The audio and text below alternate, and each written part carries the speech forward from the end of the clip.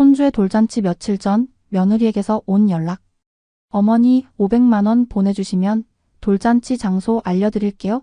박선정 여사는 그 말을 듣고 웃으며 전화를 끊어버리고 다음날 모든 가족들에게 전화를 돌려 돌잔치 장소를 바꿔버린다.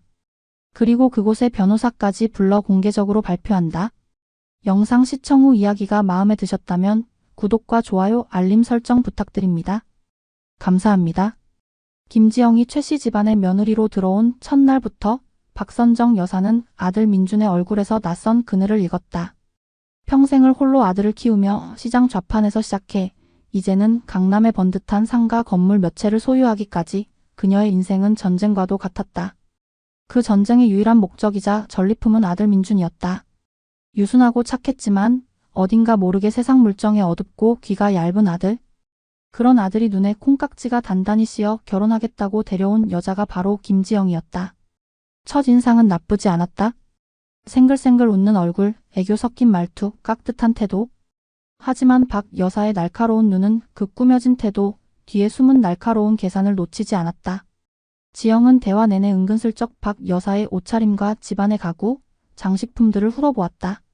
그것은 순수한 호기심의 시선이 아니었다. 마치 감정평가사가 물건의 가치를 매기는 듯한 차갑고 지묘한 눈빛이었다. 어머니, 이 그림 정말 멋져요? 유명한 작가분 작품인가 봐요? 그냥 내 눈에 예뻐서 걸어둔 거다. 에이, 어머니는 겸손하시다니까?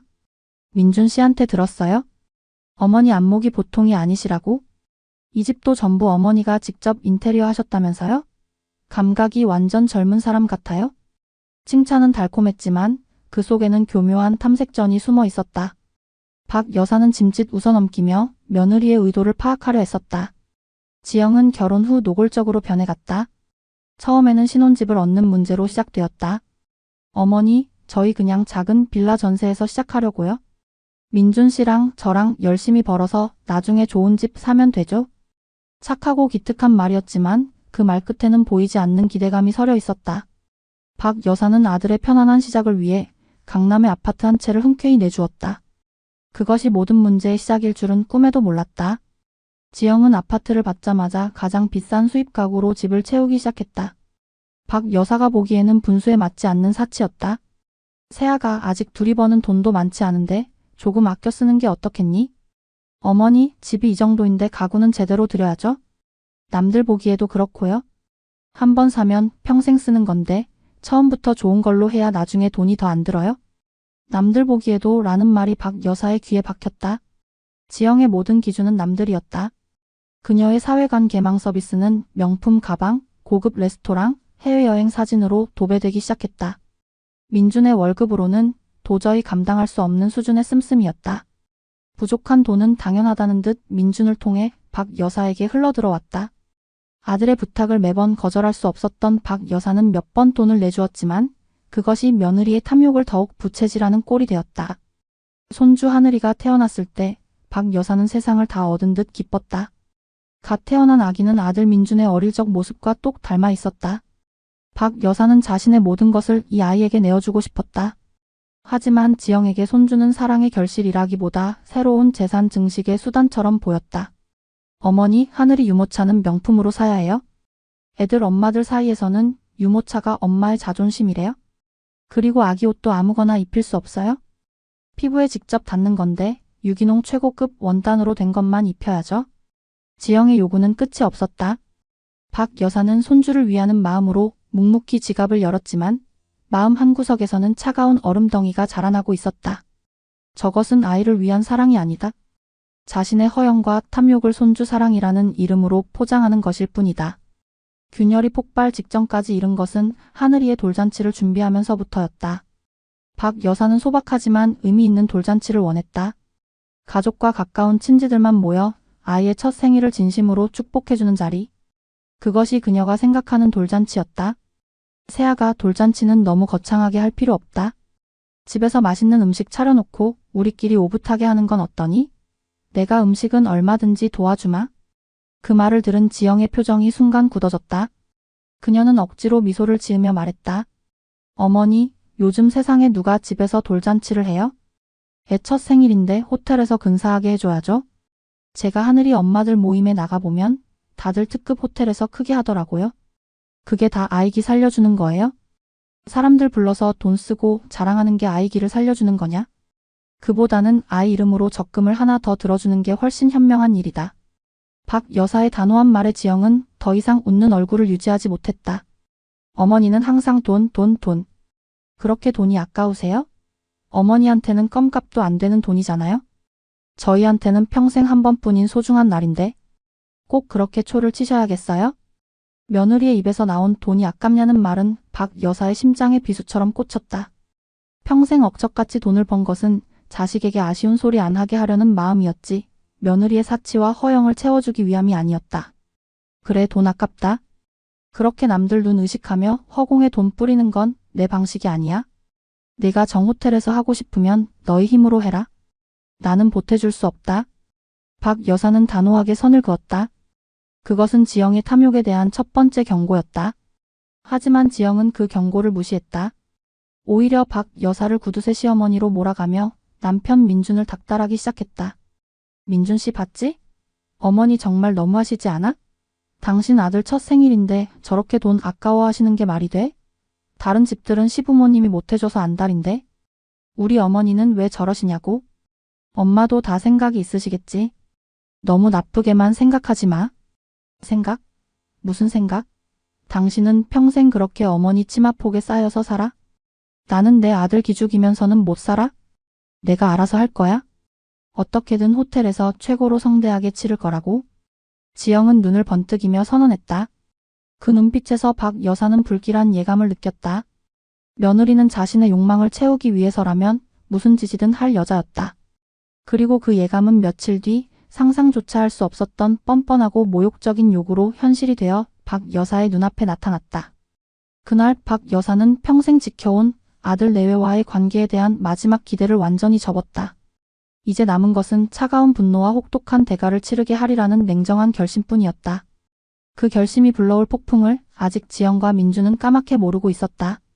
박 여사가 돌잔치에 대한 지원을 끊겠다고 선언한 후 집안에는 냉랭한 침묵이 흘렀다. 아들 민주는 며칠 동안 어머니의 눈치를 보며 쭈뼛거렸지만 차갑게 식은 박 여사의 표정 앞에서 감히 입을 떼지 못했다. 지영은 보란듯이 연락을 끊었다. 마치 누가 먼저 항복하나 해보자는 듯한 유치한 시위였다. 박 여사는 굳이 그 시위에 응해주지 않았다. 그녀는 묵묵히 자신의 일상을 살아갔다. 아침 일찍 일어나 건물을 돌며 청소 상태를 점검하고 세입자들의 민원을 처리하고 오후에는 주식 시황을 확인하며 자산을 관리했다. 며느리와의 기싸움 따위로 자신의 단단한 세계를 흔들리게 할 생각은 없었다. 하지만 그녀의 마음속에는 손주 하늘이에 대한 그리움이 파도처럼 밀려왔다. 눈에 넣어도 아프지 않을 내 강아지. 그 작은 아이가 엄마의 탐욕의 볼모가 되어 있다는 사실이 박 여사의 가슴을 쓰라리게 했다. 그렇게 일주일쯤 지났을까? 주말 오후 거실 소파에 앉아 조용히 책을 읽고 있던 박 여사에게 문자 메시지 한 통이 도착했다. 발신인은 며느리 김지영이었다. 짧고 간결한 문장이었지만 그 안에는 칼날 같은 무례함과 탐욕이 번뜩이고 있었다. 어머니, 저희 하늘이 돌잔치 다음 주 토요일에 하기로 확정했어요. 강남 최고 호텔 연회장으로 예약했고요. 어머니도 하늘이 할머니신데 당연히 오셔야죠. 오고 싶으시면 500만 원부터 보내세요. 입금 확인되면 정확한 장소랑 시간 알려드릴게요. 이건 축의금이랑은 별도인 거 아시죠? 일종의 입장료라고 생각하시면 될 것 같아요. 하객들한테는 차마 이렇게 말 못하지만 어머니는 가족이니까 솔직하게 말씀드리는 거예요. 박 여사는 스마트폰을 든 채 그대로 굳어버렸다. 눈을 몇 번이고 비벼 다시 읽어보았지만 내용은 변하지 않았다. 500만 원. 손주 돌잔치에 오고 싶으면 내라는 입장료. 가족이니까 솔직하게 말한다는 뻔뻔한 포장. 박 여사는 숨이 턱 막히는 것 같았다. 이것은 단순한 돈 요구가 아니었다. 자신의 돈을 거절한 시어머니에 대한 모욕이자 돈이면 당신도 내 마음대로 조종할 수 있다는 오만한 선언이었다. 그 순간 분노보다 먼저 찾아온 것은 깊은 허탈감이었다. 내가 평생을 바쳐 이룬 것들이 고작 이런 대접을 받기 위함이었나? 내 아들은 저런 아내의 행태를 뻔히 알면서도 방관하고 있는 것인가? 차가운 냉기가 등골을 타고 흘렀다. 박 여사는 천천히 숨을 골랐다. 그녀의 머릿속은 그 어느 때보다 빠르고 냉정하게 회전하기 시작했다. 감정적으로 대응해서는 안 된다. 이 싸움은 감정으로 맞서면 지는 것이다. 그녀는 싸늘한 미소를 지으며 아무런 답장도 하지 않았다. 대신 짧게 저장되어 있던 최 변호사의 번호를 눌렀다. 오랫동안 그녀의 자산 관리를 도와온 신뢰할 수 있는 법률 대리인이었다. 최 변호사님, 저 박선정입니다. 월요일 오전에 잠시 뵐 수 있을까요? 상속 및 신탁 관련해서 중요한 결정을 내릴 것이 있어서요. 전화기 너머의 최 변호사는 박 여사의 차갑고 단호한 목소리에서 심상치 않은 기운을 감지했지만 군말 없이 약속을 잡았다. 전화를 끊은 박 여사는 거실 창가에 서서 텅 빈 거리를 내려다보았다. 도시의 불빛들이 아득하게 빛나고 있었다. 저 수많은 불빛 아래 사람들은 각자의 욕망을 품고 살아간다. 하지만 저 며느리의 욕망은 선을 넘어도 한참 넘었다. 그날 밤 아들 민준에게서 전화가 걸려왔다. 쭈뼛거리며 운을 떼는 목소리에는 아내의 등살에 떠밀려온 기색이 역력했다. 엄마, 저기 지영이한테 문자 받았어? 무슨 문자 말이냐? 박 여사는 시치미를 뚝 떼고 되물었다. 민준은 한참을 머뭇거리다 기어들어가는 목소리로 말했다. 그 돌잔치 말이야? 걔가 좀 표현이 서툴러서 그렇지 나쁜 뜻으로 그런 건 아니고 요즘 돌잔치 준비하느라 돈 들어갈 때가 너무 많아서 엄마한테 좀 도와달라는 뜻이었을 거야. 엄마가 기분 나쁘게 생각 안 했으면 도와달라는 사람이 그런 식으로 말을 하더냐? 내 눈에는 그게 정상적인 부탁으로 보이니? 박 여사의 목소리는 얼음장처럼 차가웠다. 아니, 그게 지영이도 자존심이 있으니까 엄마가 먼저 도와주겠다고 안 하니까 괜히 삐뚤어지게 말한 것 같아. 내가 대신 사과할게, 엄마. 화 풀어. 그래도 하늘이 첫 생일인데 할머니가 안 오면 어떡해. 그래서 너도 내 아내가 내 어미에게 입장료 500만 원을 요구한 것에 동의한다는 말이냐? 동의라기보다는 그냥 이번 한 번만 엄마가 좀 이해해주면 안 될까? 내가 나중에 꼭 갚을게. 응? 지영이가 지금 좀 예민해서 그래. 나도 중간에서 죽겠다, 엄마. 박 여사는 깊은 실망감에 눈을 감았다. 아들은 변하지 않았다. 그는 아내의 잘못을 바로잡을 용기도 어머니를 지킬 의지도 없었다. 그저 이 상황을 돈으로 무마하고 싶어 할 뿐이었다. 중간에서 죽겠다는 아들의 말은 그녀에게 어떤 동정심도 불러일으키지 못했다. 당신이 자초한 일이다. 당신의 무능과 방관이 저 괴물을 만들어낸 것이다.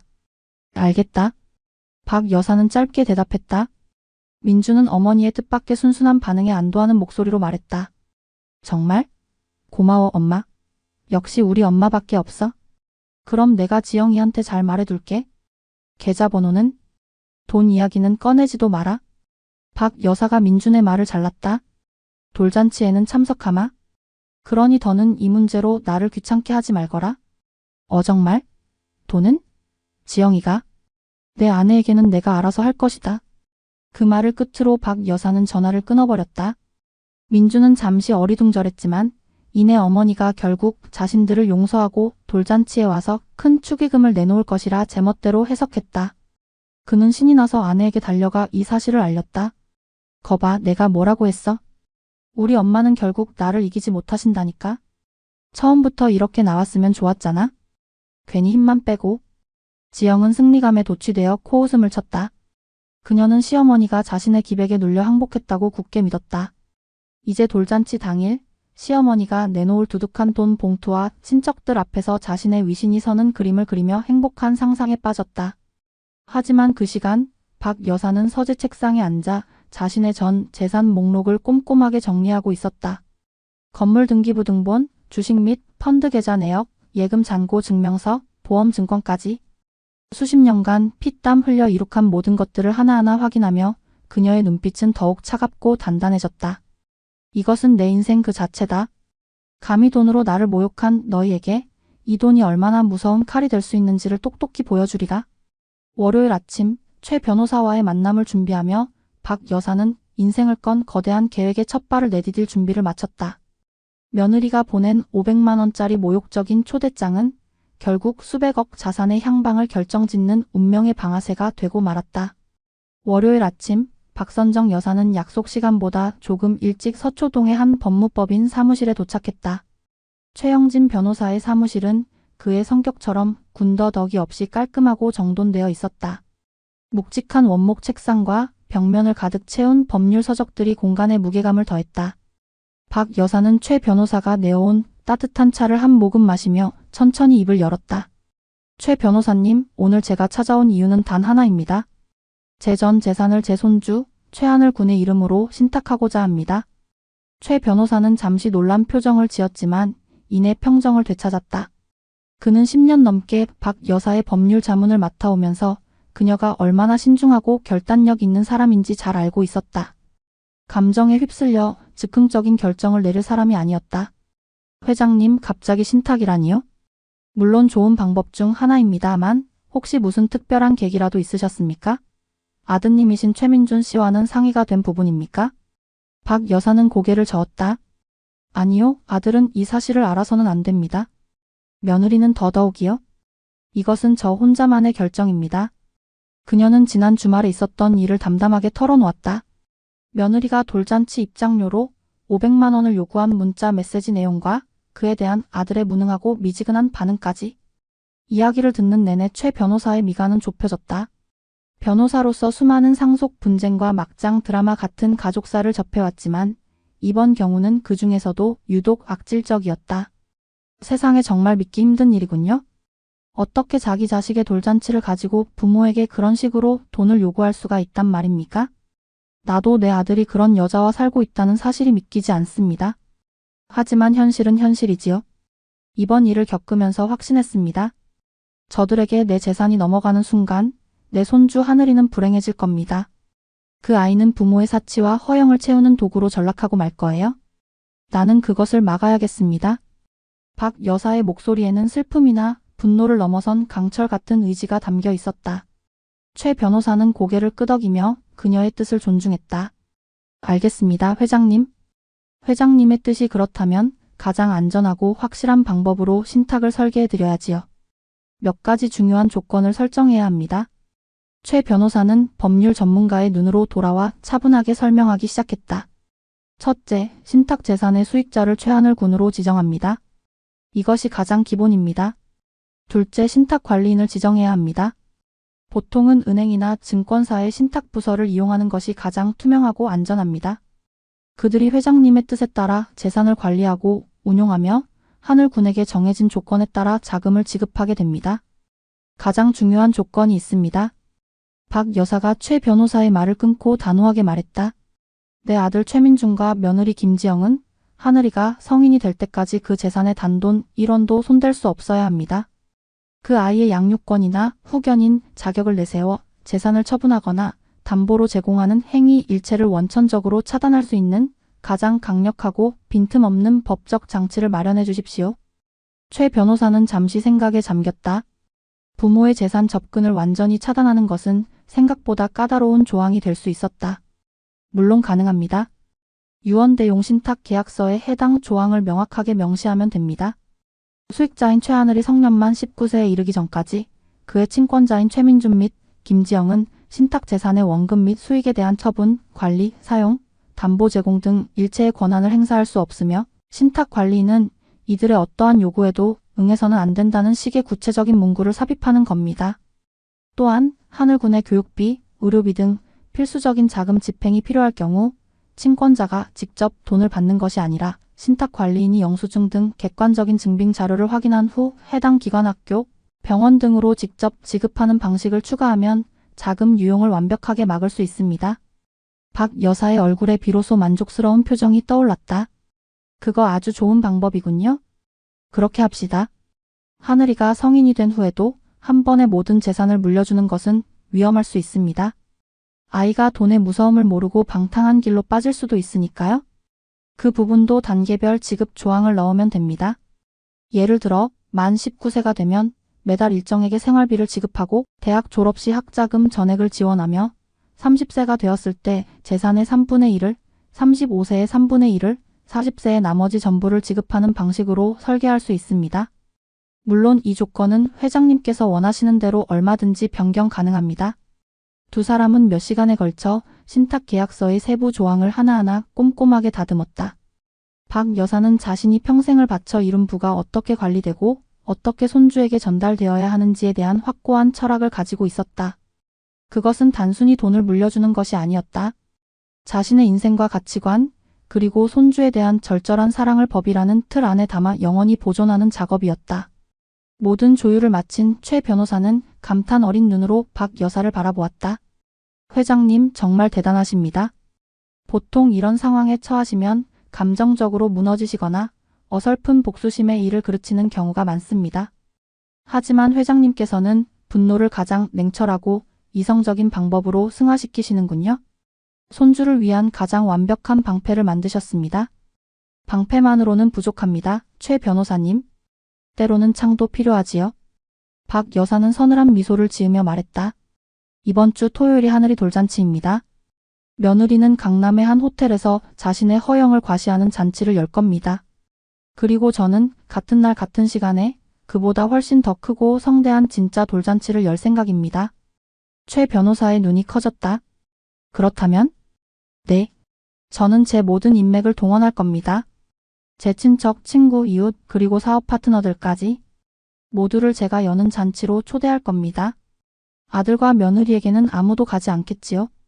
텅 빈 연회장에서 자신들의 초라함을 마주하게 될 겁니다.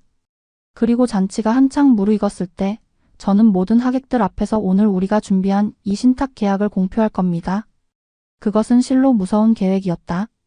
단순히 돈줄을 끊는 것을 넘어 아들과 며느리의 사회적 평판과 인간관계까지 한 번에 무너뜨리는 철저하고 잔혹한 복수극이었다. 최 변호사는 잠시 말을 잃었다. 이것은 법률 자문을 넘어 한 가문의 운명을 가르는 거대한 드라마의 서막이었다. 그는 박 여사의 눈에서 타오르는 차가운 불꽃을 보았다. 그것은 자식을 잘못 키운 어미의 회한과 핏줄을 지키려는 할미의 본능과 모욕당한 인간의 존엄을 되찾으려는 한 여인의 결의가 뒤섞인 서늘하고도 뜨거운 불꽃이었다. 알겠습니다, 회장님. 필요한 모든 법률적 절차는 제가 책임지고 신속하게 처리하겠습니다. 이번 주 금요일까지 모든 서류 준비를 마치겠습니다. 변호사의 확답을 들은 박 여사는 자리에서 일어났다. 그녀의 발걸음은 사무실에 들어설 때보다 훨씬 가볍고 단단해 보였다. 그녀는 이제 더 이상 상처받은 어머니가 아니었다. 거대한 전쟁을 앞둔 노련한 장수였다. 며느리가 쏘아 올린 500만 원이라는 작은 화살은 결국 수백억의 재산을 실은 거대한 대포의 포문을 여는 신호탄이 되고 말았다. 복수의 무대는 완벽하게 설계되었다. 이제 배우들을 그 무대 위로 불러올 시간이었다. 변호사 사무실을 나선 박선정 여사의 움직임은 거침이 없었다. 그녀는 더 이상 슬픔에 잠겨 있거나 분노에 몸을 떠는 나약한 노인이 아니었다. 마치 수십 년 전 억척스럽게 시장 바닥을 누비며 자신의 왕국을 건설하던 시절의 젊은 사업가 박선정으로 돌아간 듯했다. 그녀의 머릿속에는 이미 완벽한 작전 계획이 수립되어 있었고 이제 남은 것은 그것을 일사불란하게 실행하는 것뿐이었다. 첫 번째 행선지는 그녀가 VVIP 고객으로 등록된 시내의 특급 호텔이었다. 그녀가 도착하자마자 총지배인이 직접 현관까지 나와 그녀를 맞았다. 회장님, 귀한 걸음하셨습니다. 무슨 일이십니까?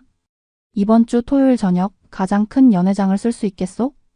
총지배인의 얼굴에 난처한 기색이 스쳤다. 회장님, 죄송합니다만 이번 주 토요일은 이미 예약이 꽉 차 있습니다. 특히 가장 큰 그랜드 볼룸은 한 달 전에 이미 예약이 완료된 상태입니다. 어느 기업에서 하는 행사요? 아닙니다. 최하늘 아기의 돌잔치로 예약되어 있습니다. 박 여사의 입가에 서늘한 미소가 번졌다. 며느리 김지영이 예약한 곳이 바로 여기였던 것이다. 모든 것이 그녀의 손바닥 안에서 움직이는 듯했다. 그래? 그렇다면 예약자를 좀 확인해 주시오. 김지영이라는 이름으로 되어 있을까요? 총지배인이 잠시 전산을 확인하더니 고개를 끄덕였다. 네, 맞습니다. 김지영 고객님 이름으로 예약되어 있습니다. 그 돌잔치 내가 열까요? 예약자를 내 이름 박선정으로 바꾸시오. 그리고 비용은 기존 견적의 2배로 치를 테니 음식부터 장식, 공연까지 모든 것을 최고 수준으로 준비해 주시오. 호텔에서 할 수 있는 모든 역량을 총동원해서 대한민국에서 이보다 더 화려한 돌잔치는 없었다는 말이 나오게 만들어야 하오.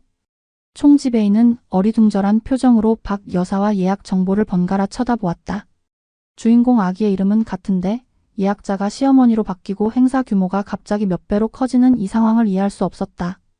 회장님, 저 무슨 사정이 있으신지는 모르겠습니다만 기존 예약자인 김지영 고객님의 동의 없이는 저희가 임의로 예약 정보를 변경할 수가 없습니다. 걱정 마시오. 내가 그 사람 동의를 받아내면 될 것 아니오? 지금 바로 그 김지영 고객에게 전화를 걸어주시오. 내가 직접 통화하지. 박 여사의 단호한 태도에 총지배인은 마지못해 수화기를 들고 김지영의 번호를 눌렀다.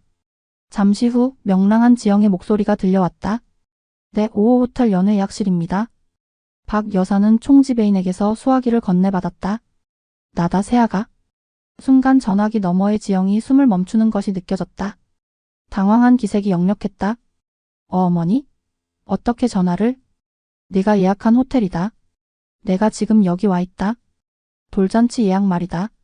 너 계약금은 치렀니? 아직요? 이번 주 수요일까지 입금하기로 했어요. 왜요? 지영의 목소리에는 경계심이 가득했다. 시어머니가 설마 돌잔치를 방해하려는 것은 아닐까 하는 불안감이었다. 내가 그 계약금 그리고 잔금까지 전부 치러주마. 대신 조건이 있다. 네? 정말요? 어떤 조건인데요? 지영의 목소리가 살짝 들떴다. 역시 돈 가지고 으름장을 놓더니 결국은 손주가 이기는구나. 그녀는 속으로 쾌재를 불렀다. 예약자를 내 이름으로 변경하는데 동의해라. 그리고 돌잔치 준비와 관련된 모든 것은 나에게 일임해. 너는 그냥 당일날 하늘이 데리고 몸만 오면 된다. 음식 메뉴, 하객 명단, 답례품, 이벤트 그 모든 것을 내 방식대로 할 것이다. 지영은 잠시 고민에 빠졌다. 모든 것을 시어머니에게 맡기는 것은 썩 내키지 않았다. 자신이 원하는 대로 친구들을 불러 과시하고 자기가 고른 화려한 드레스를 입고 주인공 행세를 하고 싶었다. 하지만 호텔 대관료와 식대 등 수천만 원에 달하는 비용을 생각하면 거절하기 힘든 제안이었다. 어차피 돈 내는 사람이 시어머니라면 생색도 시어머니가 내는 게 맞을지도 모른다. 그리고 자신은 쿨하게 모든 것을 시어머니께 맡기는 대인배 며느리 코스프레를 할 수도 있다. 결국 돈이 모든 것을 결정했다. 네, 어머니. 그렇게 할게요. 역시 어머니밖에 없으세요? 알아서 다 멋지게 준비해 주실 거라고 믿어요? 지영은 신이 나서 대답했다. 그녀는 시어머니가 자신의 500만 원 요구에 굴복하고 이제는 아예 돌잔치 비용 전체를 대주는 호구가 되었다고 생각했다. 전화를 끊은 박 여사는 총지배인을 바라보며 말했다. 들었지요? 이제 예약자를 변경하고 내가 말한 대로 준비를 시작하시오. 그리고 한 가지 더. 기존 예약자인 김지영 씨나 남편 최민준 씨가 돌잔치 준비 상황에 대해 문의하더라도 회장님께서 알아서 잘 준비하고 계십니다. 라는 말 외에는 어떠한 정보도 알려주지 마시오. 이것은 내 짓이요. 총지배인은 박 여사의 서늘한 카리스마에 압도되어 고개를 끄덕일 수밖에 없었다. 호텔 일을 마친 박 여사는 곧바로 자신의 인맥 네트워크를 총동원하기 시작했다. 수십 년간 사업을 하며 맺어온 끈끈한 관계들이었다. 그녀는 직접 손으로 쓴 정성스러운 초대장을 준비했다. 초대장에는 손주 하늘이의 해맑게 웃는 사진과 함께 제 목숨보다 소중한 손주 최하늘의 첫돌을 축하하는 자리를 마련했습니다. 부디 오셔서 자리를 빛내주시어 이 아이의 앞날에 큰 축복을 더해주시길 바랍니다. 라는 진심 어린 문구가 담겨 있었다. 그녀는 친척들에게 일일이 전화를 걸었다. 아무개야 나다. 이번 주 토요일 저녁에 우리 하늘이 돌잔치 한다. 내가 5호 호텔에 크게 자리 마련했으니 식구들 다 데리고 꼭 와야 한다. 다른 약속 있으면 다 취소하고 와라. 아주 중요한 날이다. 사업 파트너들과 오랜 친구들에게도 연락했다. 박 사장, 나 박선정이요. 이번 주 토요일에 시간 좀 내주시오. 내 유일한 손주 돌잔치인데 박 사장이 안 오면 섭섭하지. 내가 아주 성대하게 준비했으니 꼭 와서 축하해주게. 박 여사의 연락을 받은 사람들 중에는 이미 며느리인 지영에게서 모바일 초대장을 받은 사람들도 덜어 있었다. 하지만 그들이 받은 초대장은 달랐다. 민준앤드 지영의 아들 하늘이의 첫 번째 생일 파티에 초대합니다. 라는 가벼운 문구와 함께 정확한 장소와 시간 대신 참석 여부를 알려주시면 추후 상세 장소를 공지하겠습니다. 라는 애매한 문구가 적혀 있었다. 심지어 몇몇 가까운 친척들은 지영에게서 돌잔치 오실 거죠? 축의금은 얼마 하실 거예요? 라는 식의 무례한 연락을 받기도 한 터였다. 그런 상황에서 집안의 큰 어른이자 존경받는 사업가인 박선정 여사가 직접 정중하게 그리고 확고하게 자신이 주최하는 돌잔치에 초대하자 사람들의 마음은 순식간에 한쪽으로 기울었다. 그들은 당연히 박 여사가 여는 잔치가 진짜라고 생각했다. 며느리가 뭔가 따로 준비하는 모양이지만 집안의 공식 행사는 시어머니가 주관하는 것이 맞다고 여겼다. 며칠 동안 박 여사는 눈코 뜰 새 없이 바빴다. 호텔 측과 수시로 연락하며 음식 메뉴를 최고급 한정식 코스로 바꾸고 아이들이 놀 수 있는 별도의 놀이 공간과 베이비시터를 준비시켰다. 연회장 입구에는 하늘이의 성장 과정을 담은 고화질의 영상이 상영될 수 있도록 대형 스크린을 설치했고 하객들을 위한 답례품으로는 값비싼 홍삼 세트와 손수 포장한 고급 떡을 준비했다. 모든 준비는 철저한 비밀 속에서 진행되었다. 한편 김지영은 아무것도 모른 채 마냥 신이 나 있었다. 시어머니가 모든 비용을 대고 알아서 준비해주니 몸도 편하고 돈도 굳었다고 생각했다. 그녀는 돌잔치 당일 입을 명품 드레스를 고르고 헤어와 메이크업을 예약하는 데에만 온 신경을 쏟았다. 친구들에게는 우리 시어머니가 내기를 살려주시려고 호텔 돌잔치를 통째로 쏘셨어. 역시 스케일이 다르시다니까라며 허풍을 떨었다. 아들 민준 역시 어리석기는 마찬가지였다. 그는 어머니가 며느리와의 기싸움에서 져주고 가문의 평화를 위해 돈을 쓰기로 했다고 믿었다. 그는 어머니에게 고맙다는 전화 한 통 없이 아내가 시키는 대로 돌잔치 때 입을 양복을 맞추러 다녔다. 돌잔치 뒤의 금요일 오후, 최 변호사에게서 모든 신탁계약 절차가 완료되었다는 연락이 왔다. 박 여사는 완성된 서류를 금고 깊숙이 넣어두었다. 이제 모든 준비는 끝났다. 2개의 돌잔치, 하나는 모든 하객들로 북적일 성대한 축제의 장이 될 것이고 다른 하나는 아무도 찾아오지 않는 텅 빈 무대가 될 것이다. 박 여사는 창밖을 보며 차갑게 속삭였다. 내일 너희는 너희가 저지른 탐욕의 대가를 톡톡히 치르게 될 것이다. 내 손주의 이름으로. 돌잔치 당일 김지영은 아침부터 최고급 미용실에서 몇 시간에 걸쳐 머리를 하고 화장을 받았다. 그녀가 선택한 것은 어깨를 시원하게 드러낸 화려한 금빛 드레스였다. 돌잔치의 주인공인 하늘이 엄마라기보다는 연말 시상식에 참석하는 여배우 같은 모습이었다. 아들 민준도 값비싼 맞춤 정장을 차려입고 아내의 옆에 섰다. 지영은 거울 앞에 서서 자신의 완벽한 모습에 만족스러운 미소를 지었다. 어때 민준 씨? 나 오늘 좀 괜찮아 보여? 응, 예쁘네. 근데 옷이 너무 화려한 거 아니야? 하늘이가 주인공인데. 무슨 소리야? 돌잔치는 뭐니 뭐해도 엄마가 예뻐야 하는 거야? 엄마가 얼굴 마담인데 내가 초라하면 하늘이까지 기죽는다고? 그리고 오늘 당신 친구들이랑 회사 사람들도 많이 올 텐데 내조 잘하는 아내 모습 보여줘야지. 지영은 자신의 허영을 내조와 아이기 살리기라는 말로 능숙하게 포장했다. 그녀는 오늘 이 자리가 자신의 사회적 지위를 한 단계 격상시켜줄 중요한 무대라고 굳게 믿고 있었다. 시어머니가 통 크게 쏜다는 소문은 이미 친구들 사이에 쫙 퍼져 있었다. 모두가 부러움 가득한 시선으로 자신을 바라볼 것을 상상하니 벌써부터 가슴이 벅차올랐다. 하지만 그녀는 한 가지 이상한 점을 느끼고 있었다. 시어머니인 박 여사가 어제부터 연락이 없었다. 돌잔치 준비를 전부 맡겠다고 큰 소리쳤으면서 진행 상황에 대해 이런 방구 공유도 없었다. 하객들에게 보낼 장소 안내 문자도 아직 감감무소식이었다. 민준 씨 어머니한테 전화 좀 해봐. 도대체 하객들한테 언제 장소 공지를 하실 거래? 지금쯤이면 다들 문자를 받았어야 하는 거 아니야? 이러다 아무도 못 찾아오는 거 아니야? 지영의 불안한 목소리에 민준은 멋쩍게 웃으며 아내를 안심시켰다. 걱정 마. 엄마가 어떤 분인데 허투루 하실 리가 없어. 아마 한꺼번에 딱 보내려고 준비하고 계시겠지. 우리 엄마 스케일 알잖아? 서프라이즈 같은 거 좋아하시잖아? 그는 어머니가 막판의 극적인 효과를 위해 일부러 연락을 안 하는 것이라고 좋게만 생각했다. 지영은 자신의 친구들과 지인들에게는 미리 호텔 이름을 알려주었다. 5호 호텔 그랜드 볼룸. 이름만 들어도 모두가 감탄하는 장소였다.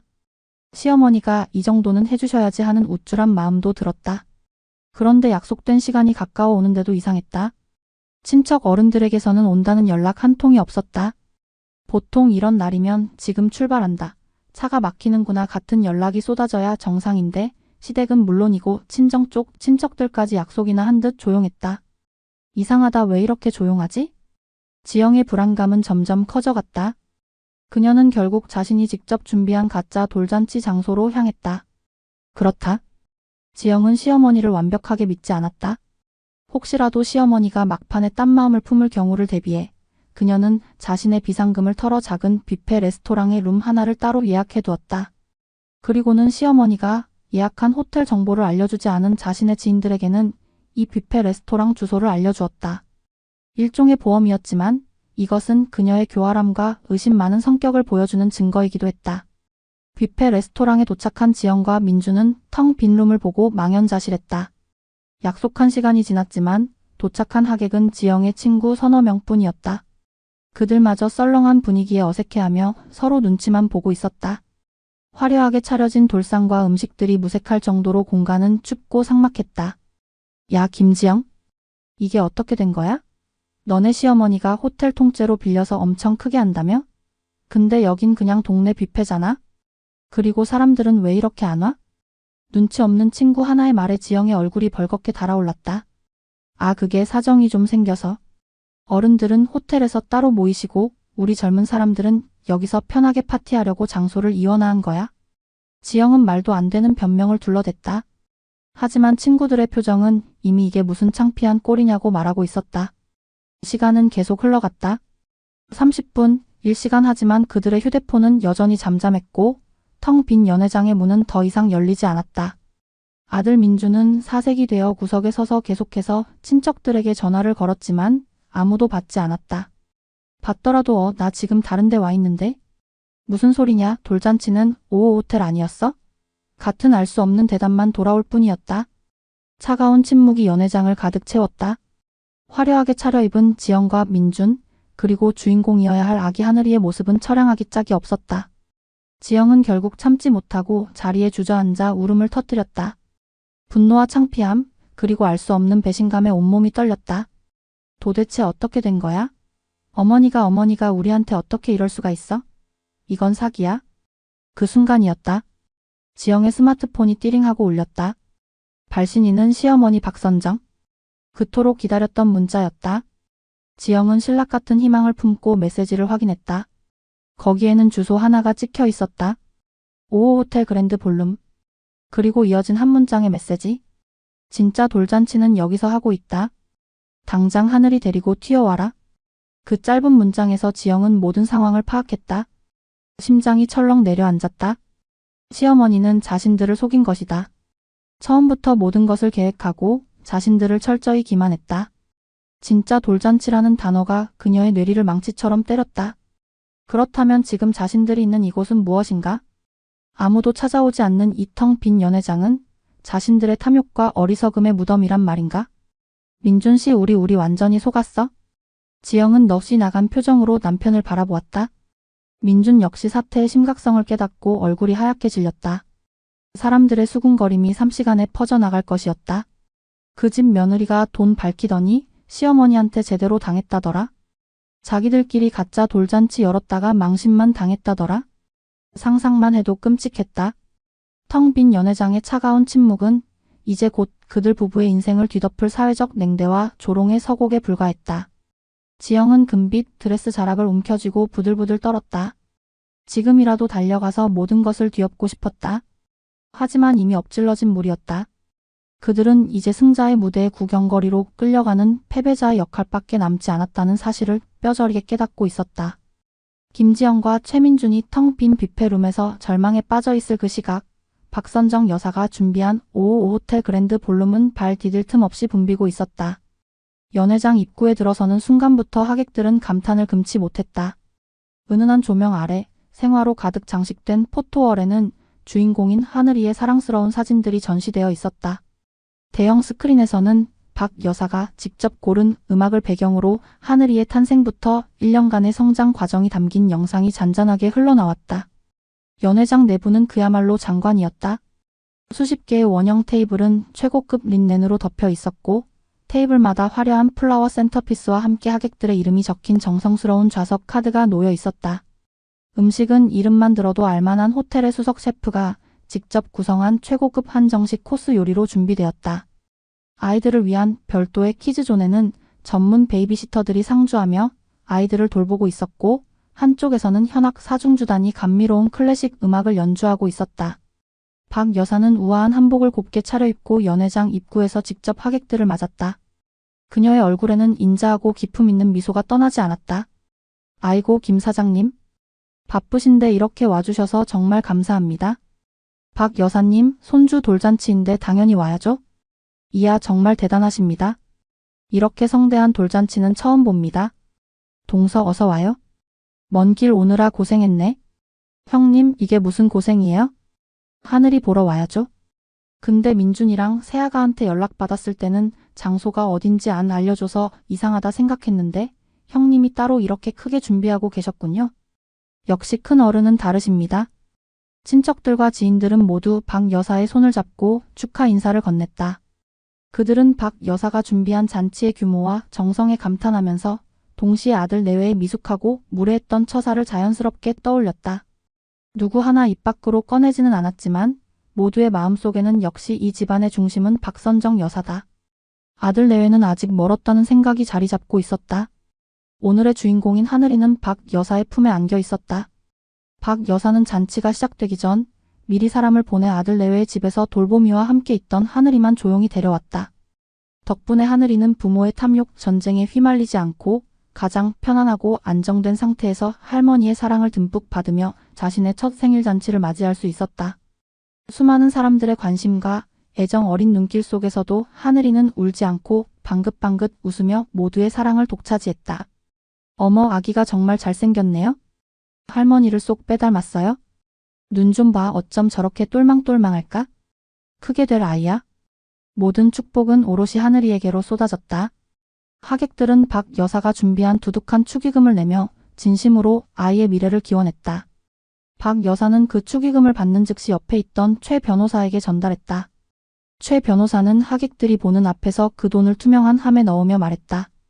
오늘 들어온 모든 축의금은 박선정 회장님의 뜻에 따라 전액 최하늘 군의 이름으로 개설된 신탁 계좌에 적립됩니다. 이 돈은 하늘 군의 교육과 미래를 위해서만 사용될 것입니다. 하객들은 박 여사의 깊은 뜻에 다시 한번 감탄했다. 단순히 부를 과시하는 잔치가 아니라 손주의 미래를 위해 모든 것을 계획하고 준비한 진정한 내리사랑의 현장이었다. 잔치의 분위기는 화기애애하게 무르익었다. 맛있는 음식과 좋은 음악, 그리고 진심 어린 축하가 어우러져 더할 나위 없이 완벽한 시간을 만들어냈다. 박 여사는 이따금씩 시계를 확인했다. 이제 곧 그들이 도착할 시간이었다. 그녀는 며느리에게 문자를 보낸 후 사회자에게 조용히 신호를 보냈다. 연애가 한창 무르익을 무렵 사회자가 마이크를 잡고 하객들의 주목을 끌었다. 자, 잠시 주목해 주시기 바랍니다. 오늘 이 성대한 잔치를 마련해 주신 하늘군의 할머님, 박선정 회장님을 단상 위로 모시고 귀한 말씀을 듣는 시간을 갖도록 하겠습니다. 큰 박수 부탁드립니다. 우레와 같은 박수 소리와 함께 박 여사가 천천히 단상으로 걸어 올라갔다. 그녀의 우아한 한복 자태와 기품 있는 표정은 모든 사람의 시선을 사로잡기에 충분했다. 박 여사가 마이크 앞에 서서 하객들을 향해 부드럽게 미소 짓는 바로 그 순간 연회장의 육중한 문이 거칠게 열렸다. 모든 사람의 시선이 문 쪽으로 쏠렸다. 그곳에는 잔뜩 구겨진 금빛 드레스를 입고 헝클어진 머리를 한 김지영과 하얗게 질린 얼굴로 어쩔 줄 몰라 하는 최민준이 서 있었다. 그들의 초라하고 당황한 모습은 화려하고 평화로운 연회장의 분위기와 극명한 대조를 이루었다. 연회장 안은 순간 정적에 휩싸였다. 사람들은 웅성거리기 시작했다. 저게 누구야? 민준이랑 그 며느리 아니야? 꼴이 왜 저래? 어디서 싸우다 왔나? 자기 아들 돌잔치에 꼴찌로 나타난 거야? 그것도 저런 모습으로? 모든 시선이 비수처럼 날아와 박혔다. 김지영은 얼굴이 불타는 듯한 수치심을 느꼈다. 도망치고 싶었지만 발이 바닥에 붙어버린 듯 움직일 수 없었다. 단상 위에 서서 자신들을 차갑게 내려다보는 시어머니의 눈빛과 마주친 순간 그녀는 깨달았다. 이것이 바로 시어머니가 설계한 거대한 복수의 무대이며 자신들은 가장 어리석고 초라한 악력으로 등장했다는 사실을. 박 여사는 조금도 당황하지 않고 오히려 기다렸다는 듯 마이크에 대고 입을 열었다. 그녀의 목소리는 조용했지만 연회장 전체에 서늘하게 울려 퍼졌다. 아, 마침 오늘 잔치에 또 다른 주인공들이 도착했군요. 모두들 박수로 맞아주시기 바랍니다. 그 말은 환영의 인사가 아니었다. 공개적인 조롱이자 처형의 시작을 알리는 신호탄이었다. 사람들의 마지못한 박수 소리와 수군거림 속에서 며느리와 아들은 사형장으로 끌려가는 죄수처럼 힘없이 연회장 안으로 발을 들여놓았다. 그들의 굴욕적인 연극은 이제 막 일막이 올랐을 뿐이었다. 김지영과 최민주는 수백 개의 눈동자가 만들어낸 무형의 감옥에 갇힌 채 옴짝달싹 못하고 연회장 중간에 멈춰섰다. 단상 위에 선 박선정 여사는 그들을 잠시 차갑게 응시하다가 이내 하객들을 향해 다시 부드러운 미소를 지으며 입을 열었다. 그녀의 목소리는 놀랍도록 차분하고 또렷했다. 오늘 이 귀한 자리에 와주신 모든 분들께 진심으로 감사드립니다. 보시다시피 제 손주 하늘이는 이렇게 많은 분들의 축복 속에서 첫 생일을 맞이하게 되었습니다. 이 아이가 앞으로 살아갈 세상이 오늘 이 자리처럼 따뜻하고 풍요롭기를 바라는 마음뿐입니다. 진심 어린 그녀의 말에 하객들은 따뜻한 박수를 보냈다. 박 여사는 잠시 말을 멈추고 숨을 골랐다. 그리고 다음 순간 그녀의 표정이 서서히 굳어지며 목소리에 서늘한 기운이 감돌기 시작했다. 연회장의 공기가 순식간에 무겁게 가라앉았다. 하지만 저는 오늘 이 자리에서 단지 제 손주의 생일을 축하하기 위해 여러분을 모신 것이 아닙니다. 제 인생에 있어 매우 중요한 한 가지 선언을 하기 위해 이 자리를 빌렸습니다. 사람들은 숨을 죽이고 그녀의 다음 말을 기다렸다. 박 여사의 시선이 다시 아들 민준과 며느리 지영에게로 향했다. 그 눈빛은 마치 얼음 송곳처럼 날카로워 두 사람은 저도 모르게 몸을 움츠렸다. 오늘 저는 이 자리에서 공식적으로 선언합니다. 제 아들 최민준과 며느리 김지영을 제 모든 재산 상속에서 완전히 제외하겠습니다. 그 말이 터져나오는 순간 연회장은 거대한 충격에 휩싸였다. 사람들의 입에서 낮은 탄성이 터져나왔고 여기저기서 믿을 수 없다는 듯한 웅성거림이 파도처럼 번져나갔다. 지영과 민주는 마치 망치로 머리를 얻어맞은 듯한 표정으로 그 자리에 얼어붙었다. 어머니 지금 무슨 말씀을? 민준이 간신히 입을 열어 무언가 말하려 했지만 박 여사는 손을 들어 그의 말을 막았다. 그녀의 목소리는 더욱 단호하고 차가워졌다. 너희에게는 발언권이 없다. 조용히 듣기나 해라. 이 결정은 어제 오늘의 감정적인 판단이 아닙니다. 오랜 고심 끝에 내린 내 인생의 마지막 결단입니다. 박 여사는 품에서 서류 봉투 하나를 꺼내 들었다. 그것은 최 변호사가 준비한 신탁 계약서 사본이었다. 혹시라도 제가 늙고 힘이 없어지면 제 아들과 며느리가 제 재산을 탐내어 제 뜻을 왜곡할까 염려되었습니다. 그래서 저는 법의 힘을 빌리기로 결정했습니다. 제 전 재산은 바로 엊그제 제 손주 최하늘 군의 이름으로 완벽하게 신탁되었습니다. 이번에는 충격을 넘어 경악의 소리가 연회장을 휩쓸었다. 신탁. 그것은 재산을 빼돌리거나 함부로 쓸 수 없도록 묶어두는 가장 강력한 법적 장치였다. 아들과 며느리가 상속을 못 받는 것을 넘어 아예 접근 자체를 원천적으로 차단해버렸다는 의미였다. 이 신탁 계약에 따라 제 아들과 며느리는 하늘이가 법적으로 완전한 성인이 될 때까지 신탁 재산에 단 한 푼도 손을 댈 수 없습니다. 하늘이의 교육비나 병원비처럼 꼭 필요한 돈은 신탁관리기관에서 서류를 확인한 후 학교나 병원으로 직접 지급될 것이며 현금이 저들의 손에 들어가는 일은 결코 없을 것입니다. 또한 제가 남은 생을 살아가는 데 필요한 생활비를 제외한 모든 부동산과 금융자산의 소유권은 이미 제 손주에게 넘어갔습니다. 즉, 이제 너희가 나에게서 받아갈 유산은 단 1원도 남아있지 않다는 뜻이다. 김지영의 얼굴이 새하얗게 질리다 못해 푸른빛마저 돌았다. 그녀의 머릿속이 텅 비는 것 같았다. 자신이 그토록 집착하고 얻었다고 믿었던 모든 것이 한순간에 신기루처럼 사라져버렸다. 그녀는 부들부들 떨리는 손으로 남편의 팔을 붙잡았지만 민준 역시 넋이 나간 상태이기는 마찬가지였다. 박 여사의 마지막 일격이 이어졌다. 그녀는 이제 동정심 하나 없는 냉혹한 집행관의 얼굴을 하고 있었다. 제가 왜 이런 극단적인 결정을 내렸는지 여기 계신 많은 분들이 궁금해하실 겁니다. 그리고 저기 서 있는 내 아들과 며느리는 누구보다 그 이유를 잘 알겠지요. 박 여사는 잠시 말을 끊고 아까 며느리가 보냈던 문자 메시지를 떠올리는 듯 허공을 응시했다. 며칠 전 제 며느리는 손주 돌잔치에 오고 싶으면 500만 원의 입장료부터 보내라고 했습니다. 그래야 장소를 알려주겠다고요? 가족의 정과 사랑을 돈으로 계산하고 할미의 손주 보고 싶은 마음을 돈벌이 수단으로 삼았습니다. 와! 하객들 사이에서 경악과 분노가 뒤섞인 탄식이 터져나왔다. 사람들의 경멸 어린 시선이 일제히 지영에게로 쏠렸다. 지영은 고개를 들 수 없었다. 온몸에 피가 빠져나가는 듯한 굴욕감에 당장이라도 이 자리에서 사라지고 싶었다. 박 여사는 마지막으로 덧붙였다. 그녀의 목소리는 이제 슬픔마저 담겨있는 듯했다. 내 손주는 돈으로 팔아넘기는 대상이 아닙니다. 진심으로 사랑받고 조건 없이 축복받아야 할 소중한 생명입니다. 효도는 돈으로 거래하는 것이 아니며 부모의 자격은 탐욕으로 얻어지는 것이 아닙니다. 저는 오늘 돈보다 소중한 것이 무엇인지 진정한 가족의 의미가 무엇인지를 저 어리석은 아들 내외에게 똑똑히 가르쳐 주고자 합니다. 선언은 끝났다. 박 여사는 단상에서 내려와 자신의 품에 안겨 잠든 하늘이의 뺨을 부드럽게 쓰다듬었다. 연회장은 한동안 무거운 침묵에 잠겨 있었다. 그 침묵을 깬 것은 여기저기서 터져 나오는 사람들의 수군거림이었다. 세상에 며느리가 어떻게 시어머니한테 그럴 수가 있대? 정말 천벌 받을 엑스이네. 아들이라는 놈은 또 뭐야? 지 마누라가 그러는 걸 가만히 놔뒀다는 거 아니야? 둘 다 똑같은 것들이야. 박 여사님이 오죽했으면 저러셨을까? 평생 고생해서 번 돈인데 정말 잘한 결정이야. 결국 며느리와 아들은 모든 친척과 이웃, 지인들 앞에서 완전히 굴욕을 당하고 사회적으로 매장당했다. 반면 손주 하늘이는 할머니의 이름 아래 가장 따뜻하고 성대한 축복을 받은 진짜 주인공이 되었다. 김지영은 더 이상 버티지 못하고 울음을 터뜨리며 연회장을 뛰쳐나갔고 최민주는 망연자실한 표정으로 그 뒤를 허둥지둥 따라 나섰다. 그들의 비참한 퇴장은 박선정 여사의 길고 처절했던 복수극의 화려한 피날레였다. 그러나 이것은 끝이 아니었다. 모든 것을 잃어버린 그들의 진짜 지옥은 이제부터 시작이었다.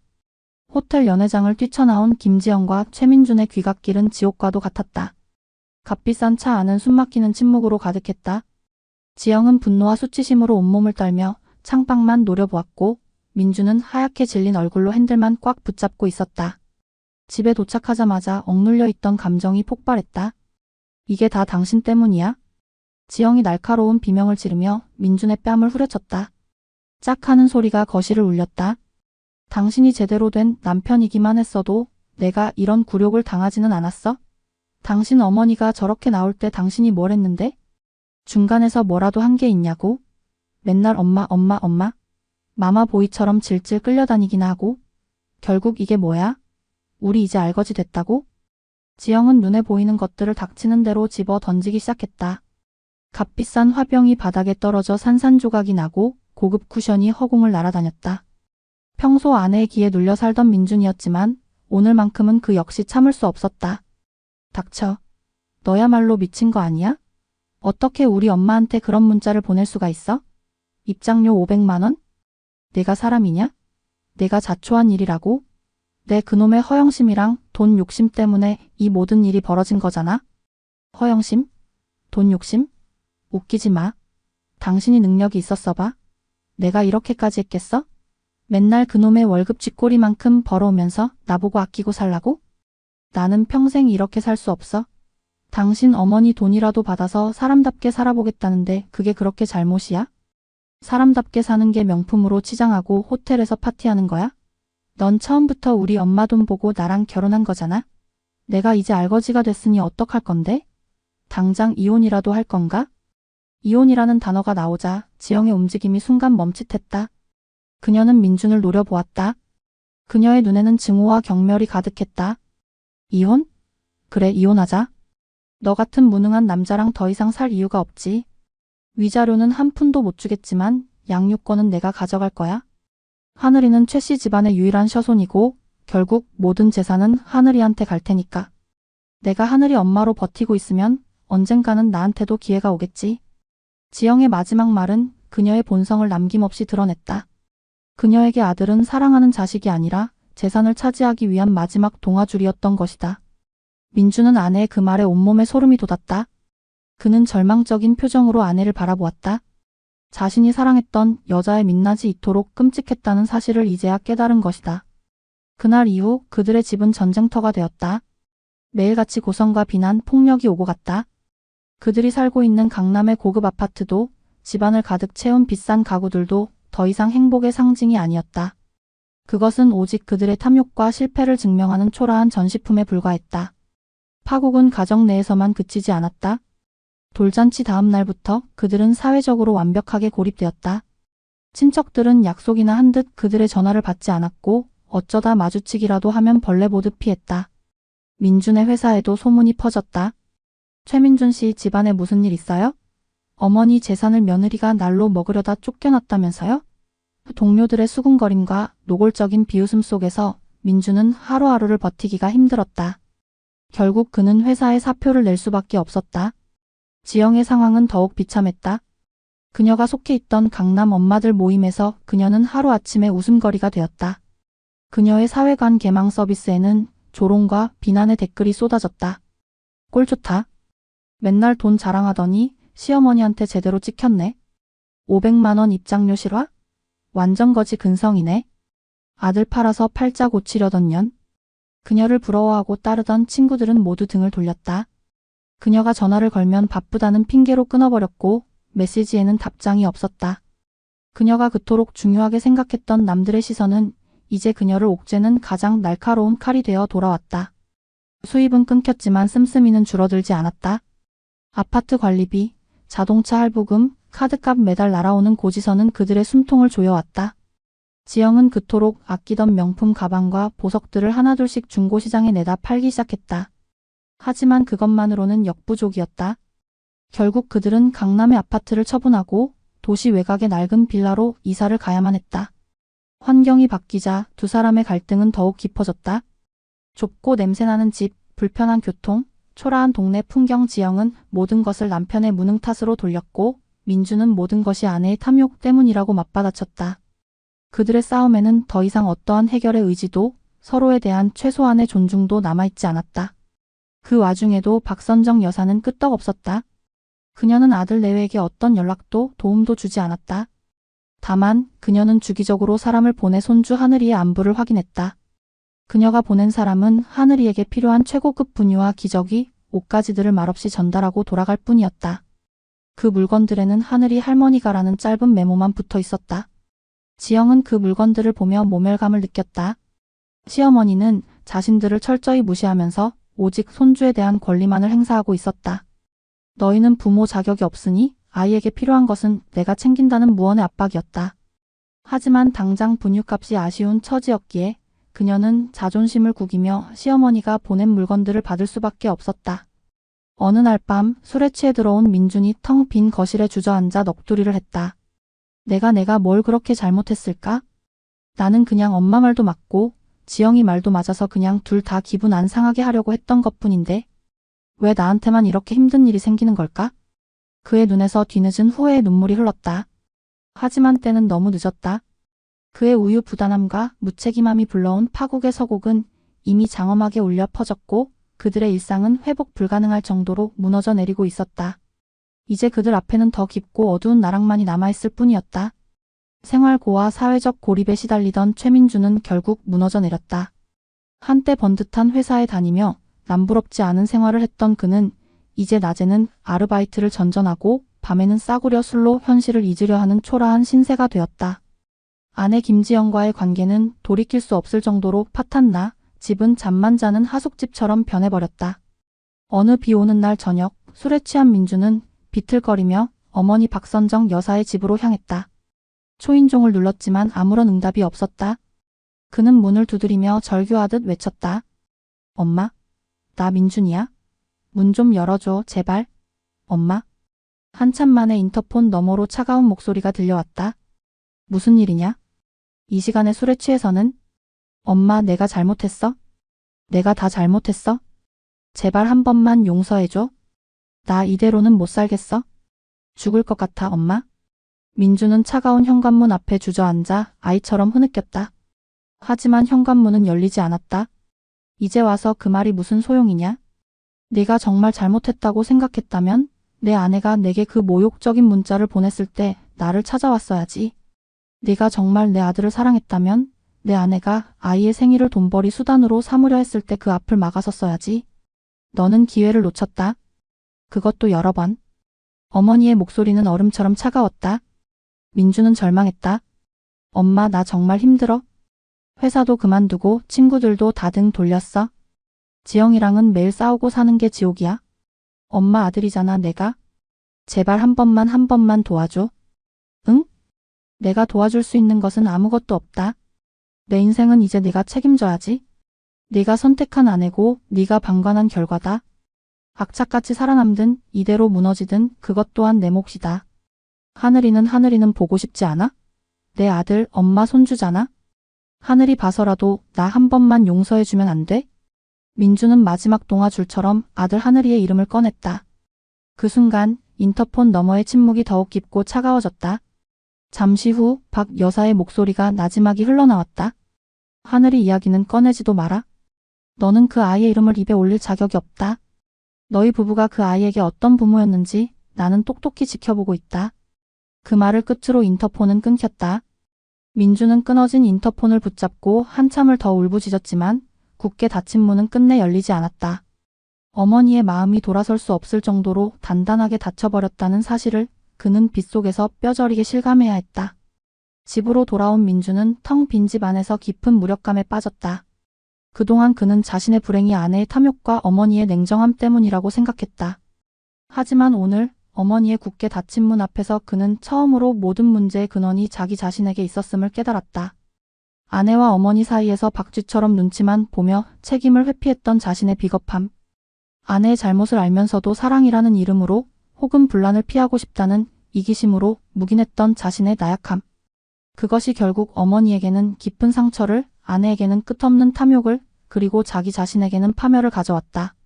며칠 후 민주는 다시 어머니를 찾아갔다. 이번에는 술에 취하지 않고 단정한 옷차림으로 이른 아침에 찾아갔다. 그는 몇 시간이고 집 앞에서 어머니가 나오기만을 기다렸다. 오전 늦게 장을 보러 가는지 현관문이 열리고 박 여사가 모습을 드러냈다. 민주는 황급히 달려가 어머니 앞에 무릎을 꿇었다. 엄마 잘못했어요? 제가 정말 죽을 죄를 지었어요?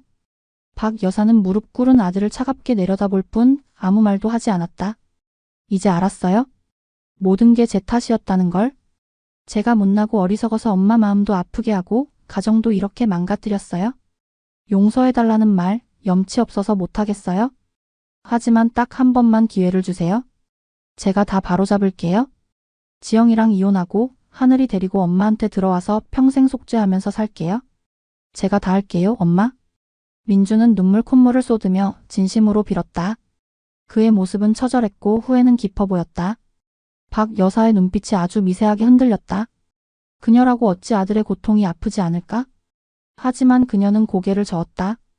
너무 늦었다, 민준아. 그녀의 목소리는 이전보다 조금 누그러져 있었지만 결심은 변하지 않았다. 네가 지금 하는 말은 막다른 골목에 몰리니 내뱉는 궁여지책일 뿐이다. 진정한 반성이 아니야? 만약 내가 너를 용서하고 다시 받아준다면 너는 잠시 안도하겠지. 하지만 너는 변하지 않을 거다.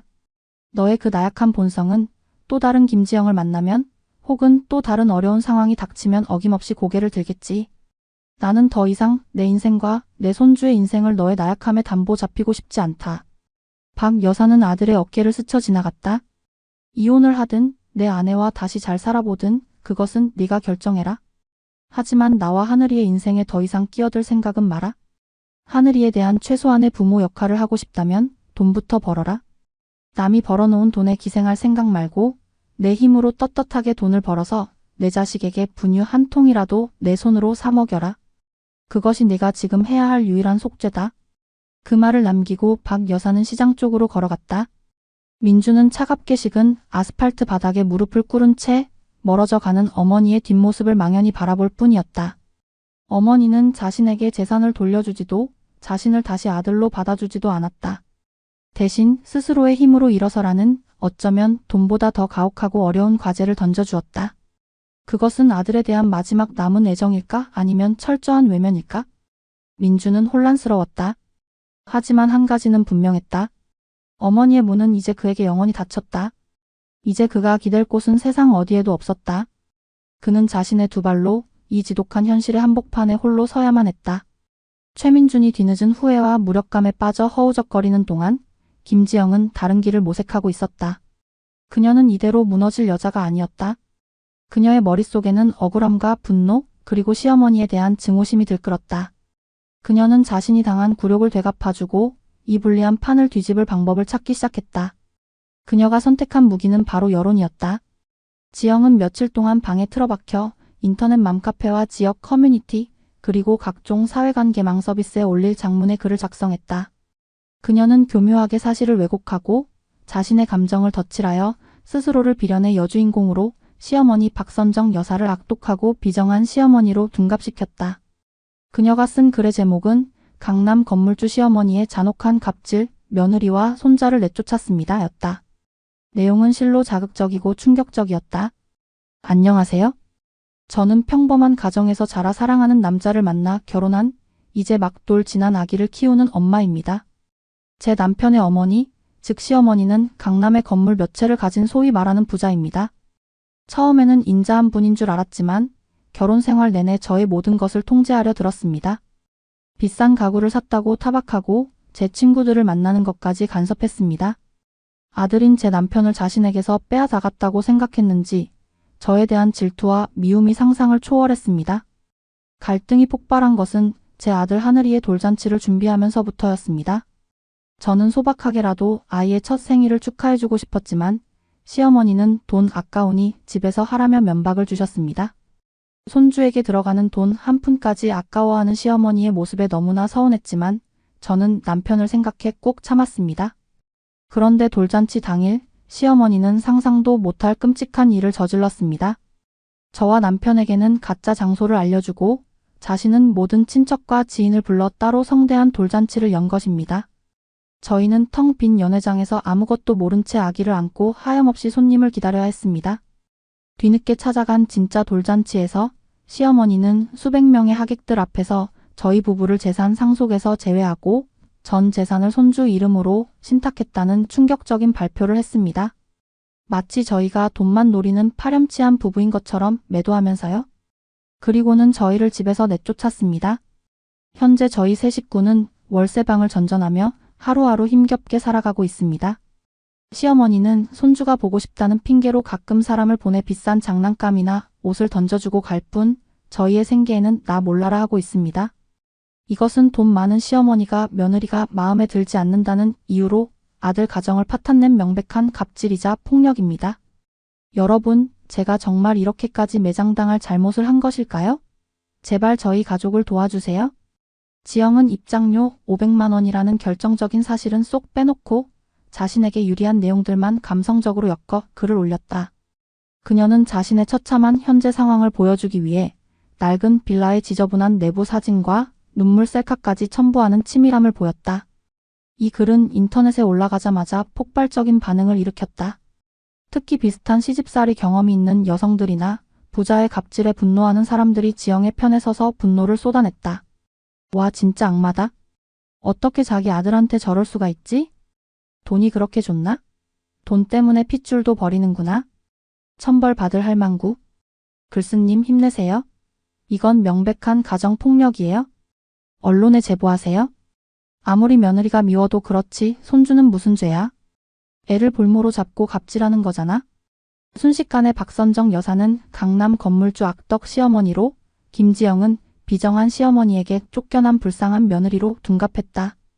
여론은 걷잡을 수 없이 지영에게 유리한 방향으로 흘러갔다. 지영은 사람들의 응원과 동정에 힘입어 더욱 대담해졌다. 그녀는 몇몇 인터넷 언론사와 접촉하여 인터뷰를 하기도 하고 더 나아가 여성단체에 상담을 신청하며 자신의 억울함을 호소했다. 박선정 여사의 주변에도 이 소문이 흘러들어갔다. 그녀가 거래하는 은행의 직원, 그녀의 건물에 입주한 세입자, 심지어 오랫동안 알고 지낸 이웃들까지 그녀를 의심과 비난의 눈초리로 바라보기 시작했다. 어떤 사람들은 그녀의 등 뒤에서 독한 할망구라고 수군거렸고 익명의 누군가는 그녀의 집 대문에 붉은 페인트로 욕설을 써놓고 가기도 했다. 하지만 박 여사는 조금도 동요하지 않았다. 그녀는 며느리가 이런 식으로 나올 것이라고 이미 예상하고 있었다. 그녀는 최 변호사를 불러 조용히 대책을 논의했다. 회장님, 인터넷 여론이 심상치 않습니다. 이대로 두면 회장님의 명예에 돌이킬 수 없는 타격을 입을 수 있습니다. 지금이라도 공식적인 입장을 발표하고 며느님을 허위사실 유포에 의한 명예훼손으로 고소해야 합니다. 최 변호사는 단호하게 말했다. 하지만 박 여사는 고개를 저었다. 아니, 그럴 필요 없네. 저 아이의 발악은 오래가지 못할 거야. 진실은 결국 드러나게 되어 있으니 우리는 조용히 기다리기만 하면 되네. 하지만 회장님, 최 변호사, 불은 맞불을 놓으면 더 크게 번지는 법이야. 내가 지금 나서서 해명하고 싸우면 사람들은 더 자극적인 싸움 구경에 열광할 뿐 진실에는 관심도 갖지 않을 걸세. 흙탕물은 가만히 내버려 두면 저절로 맑아지는 법이지.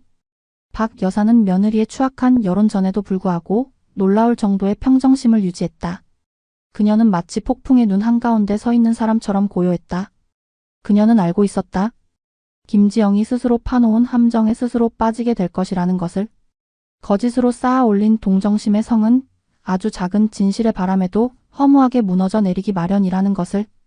그리고 며칠 뒤 박 여사의 예상대로 결정적인 진실의 바람이 불기 시작했다.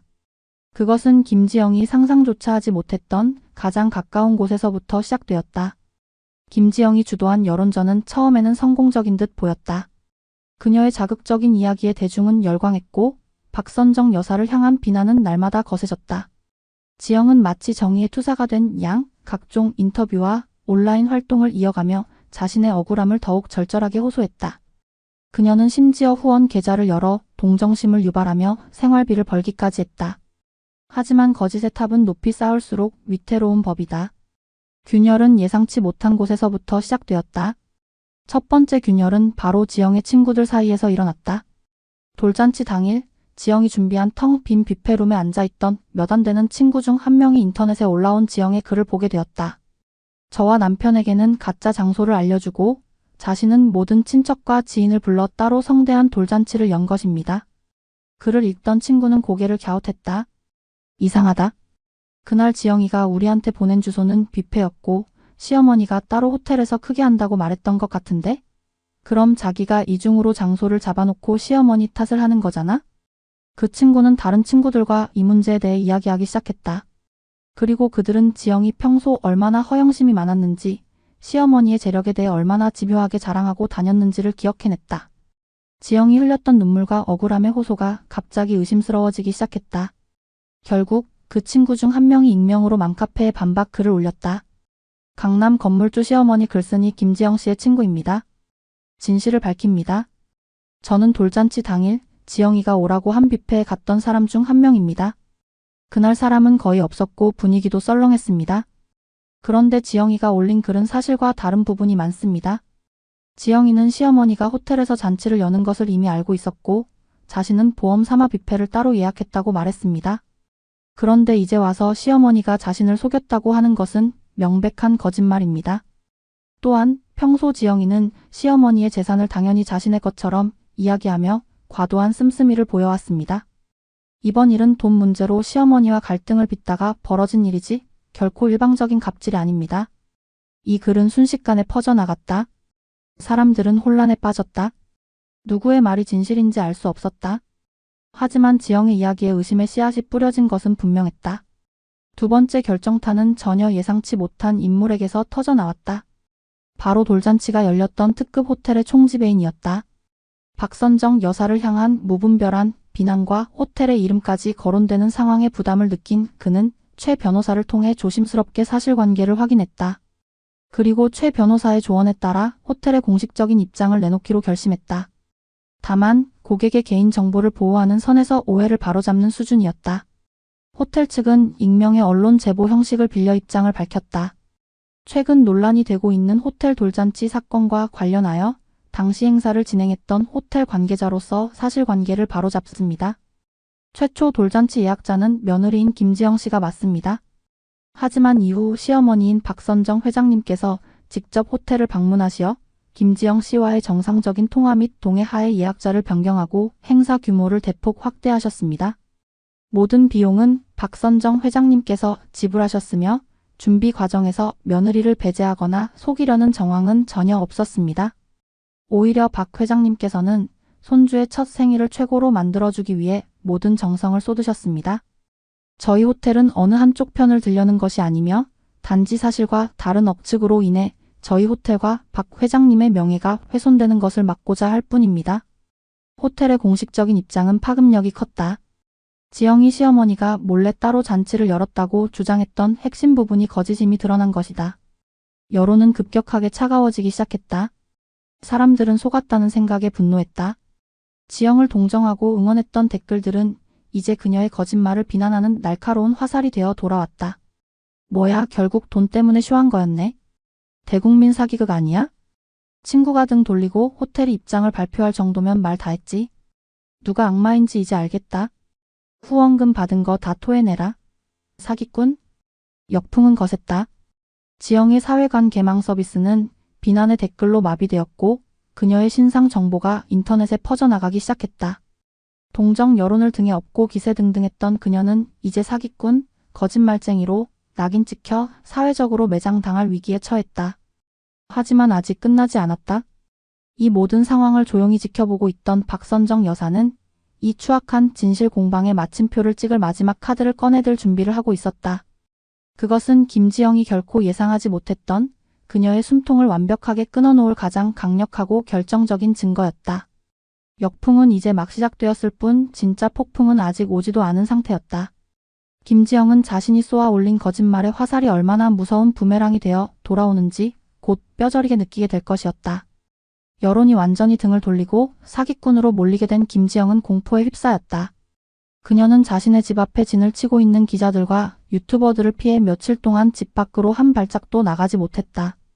그녀가 유일하게 기댈 수 있는 사람은 남편 최민준뿐이었지만 민준은 아내의 거짓말이 만천하에 드러난 것에 대한 실망과 배신감으로 이미 마음이 떠난 상태였다. 도대체 왜 그랬어? 왜 그런 거짓말까지 해가면서 일을 크게 만든 거냐고? 이제 우리 정말 끝장이야? 그럼 어떡해? 이대로 그냥 죽으라는 말이야? 당신이라도 내 편을 들어줘야지. 어떻게 나한테 이럴 수가 있어? 그들의 집에서는 희망 없는 싸움만이 계속되었다. 그때 박선정 여사 측의 법률 대리인인 최영진 변호사의 이름으로 공식 기자회견이 열린다는 공지가 떴다. 모든 언론과 대중의 관심이 그 기자회견에 쏠렸다. 김지영은 불길한 예감에 떨며 인터넷 생중계를 지켜보았다. 기자회견장 단상에 선 최 변호사는 수많은 카메라 플래시 세례에도 불구하고 침착하고 단호한 표정이었다. 그는 준비해온 자료를 기자들에게 배포한 후 마이크를 잡고 입을 열었다. 지금부터 박선정 회장님을 둘러싼 최근의 논란에 대한 공식 입장을 밝히겠습니다. 먼저 박선정 회장님은 이번 일로 인해 큰 상처를 입으셨음에도 불구하고 며느리 김지영 씨를 고소하거나 법적으로 대응하지 않기로 결정하셨습니다.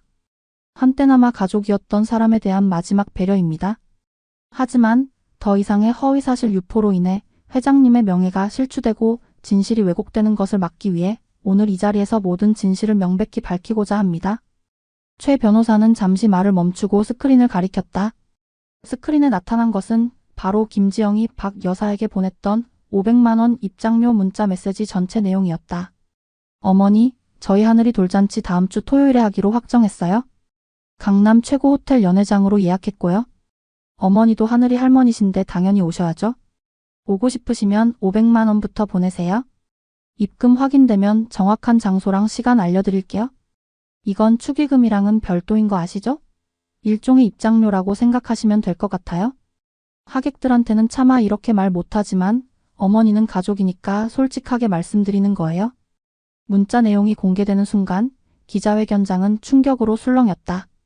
이것은 김지영이 주장했던 소박한 돌잔치를 원했던 며느리의 모습과는 180도 다른 돈에 눈이 먼 파렴치한의 민낯이었다. 최 변호사는 이어서 말했다. 이것이 모든 사건의 시작입니다. 김지영 씨는 자신의 아들 돌잔치를 빌미로 시어머니에게 돈을 요구했습니다. 박선정 회장님은 이 문자를 받고 큰 충격과 상처를 받으셨지만 손주 하늘이를 위해 이 모든 모욕을 감내하고 돌잔치에 참석하려 하셨습니다. 하지만 아들 최민준 씨의 방관적인 태도와 며느리의 끝없는 탐욕을 보며 더 이상 자신의 재산이 저들의 허영심을 채우는 데 쓰여서는 안 되겠다고 판단하신 겁니다. 그는 박 여사가 왜 재산을 신탁할 수밖에 없었는지 그 배경을 차분하고 논리적으로 설명했다. 그것은 며느리에 대한 복수나 갑질이 아니라 아직 스스로를 지킬 힘이 없는 어린 손주의 미래를 지키기 위한 최후의 선택이었음을 강조했다. 박선정 회장님께서 주최하신 돌잔치는 며느리를 골탕 먹이기 위한 것이 아니었습니다. 모든 축복이 오롯이 손주에게 향하기를 바라는 마음으로 준비한 진정한 축하의 자리였습니다. 그 증거로 그날 들어온 모든 축의금은 단 한 푼도 다른 곳에 쓰이지 않고 전액 최하늘 군의 신탁 계좌로 입금되었습니다.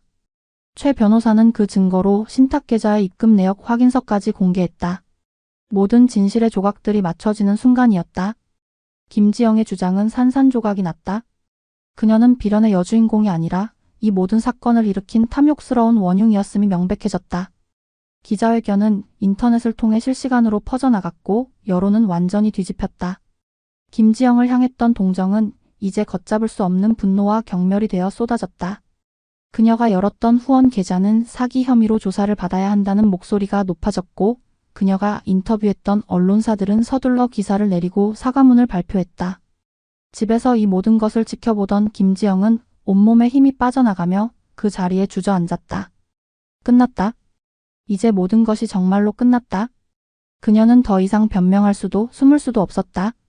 자신의 손으로 직접 판 무덤에 스스로 완벽하게 갇혀버린 꼴이었다. 그때 곁에서 함께 기자회견을 보던 최민준이 말없이 자리에서 일어났다. 그는 아무런 표정 없이 방으로 들어가 자신의 짐을 챙기기 시작했다. 민준 씨 어디 가려고? 지영이 떨리는 목소리로 물었다. 민준은 뒤도 돌아보지 않고 차갑게 대답했다. 우리 이제 그만하자. 더 이상은 못하겠다. 그는 작은 가방 하나만을 챙겨 들고 현관으로 향했다. 문이 닫히기 직전 그가 마지막으로 말했다. 넌 하늘이 엄마 자격도 없어. 쾅! 문이 닫히는 소리와 함께 김지영의 세상도 완전히 무너져 내렸다. 그녀는 텅 빈 집 안에 홀로 남겨졌다. 재산도, 남편도, 사회적 평판도, 그리고 마지막 남은 인간적인 존엄성까지. 그녀의 탐욕이 불러온 결과는 이토록 처참하고 완벽한 파멸이었다. 이제 그녀에게 남은 것은 아무것도 없었다. 남편 최민준이 집을 나간 후 김지영의 삶은 나락으로 떨어졌다. 그녀를 향한 사회적 비난은 식을 줄 몰랐고 그녀는 사실상 사회적으로 사망 선고를 받은 것과 다름없었다. 사기 혐의로 경찰 조사까지 받게 되자 그녀는 극심한 스트레스와 공포에 시달렸다. 며칠 후 법원으로부터 서류 한 통이 날아왔다. 남편 최민준이 제기한 이혼 소송 서류였다. 소장에는 이혼 사유로 김지영의 과도한 사치와 허영, 시부모에 대한 부당한 대우, 혼인관계를 파탄에 이르게 한 결정적 유책 사유 등이 상세하게 적혀 있었다. 또한 아들 최하늘의 친권 및 양육권을 최민준이 갖겠다고 명시되어 있었다. 지영은 소장을 읽으며 실성한 사람처럼 웃었다. 양육권? 내까짓게 무슨 수로 양육권을 가져가? 하늘이는 내 아들이야. 내 마지막 희망이라고. 그녀에게 아들 하늘이는 이제 사랑하는 자식 이상의 의미였다. 하늘이는 박선정 여사의 막대한 재산을 물려받을 유일한 상속자였다. 만약 자신이 하늘이의 양육권을 가진다면 비록 직접 재산을 처분할 수는 없더라도 수백억 자산가의 후견인이라는 타이틀을 이용해 어떻게든 재기할 발판을 마련할 수 있을 것이라 계산했다. 그녀는 이 마지막 동아줄을 절대로 놓칠 수 없었다. 지영은 남은 돈을 탈탈 털어 변호사를 선임하고 이혼 소송에 맞섰다. 법정 다툼은 진흙탕 싸움으로 번졌다. 지영 측은 민준이 경제적으로 무능하고 과거 어머니의 말만 듣는 마마보이였으며 현재 안정적인 거주지나 직업이 없어 아이를 키울 능력이 없다고 주장했다. 또한 아이는 아직 어리기 때문에 어머니의 보살핌이 절대적으로 필요하다는 점을 강조했다.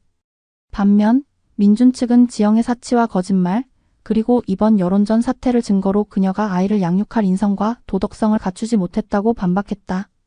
특히 지영이 아이를 재산 상속의 도구로 여기고 있다는 점을 집중적으로 공격했다. 민준은 이혼 소송을 준비하며 달라져 있었다. 그는 건설 현장에서 막노동을 시작하며 스스로 돈을 벌기 시작했고 작지만 안정적인 월세방을 구해 아이를 맞이할 준비를 하고 있었다. 어머니에게서 독립하여 스스로의 힘으로 서려는 그의 의지는 법정에서도 진정성 있게 비쳤다. 이 지리멸렬한 싸움을 가장 괴롭게 지켜보는 사람은 바로 박선정 여사였다. 그녀는 자신의 손주가 부모의 추악한 다툼 한가운데 놓여 있다는 사실에 가슴이 찢어지는 듯했다. 그녀는 재판 과정에 직접 개입하지는 않았지만 최 변호사를 통해 재판부의 하늘이의 복리를 최우선으로 고려해달라는 취지의 참고 자료를 제출했다. 자료에는 하늘이를 위한 신탁 재산이 어떻게 관리되고 있으며 아이의 미래를 위해 어떤 계획을 가지고 있는지, 그리고 만약의 경우 할머니인 자신이 아이를 안정적으로 돌볼 수 있는 모든 환경을 갖추고 있다는 내용이 담겨 있었다. 몇 달에 걸친 법정 공방 끝에 마침내 판결이 내려졌다.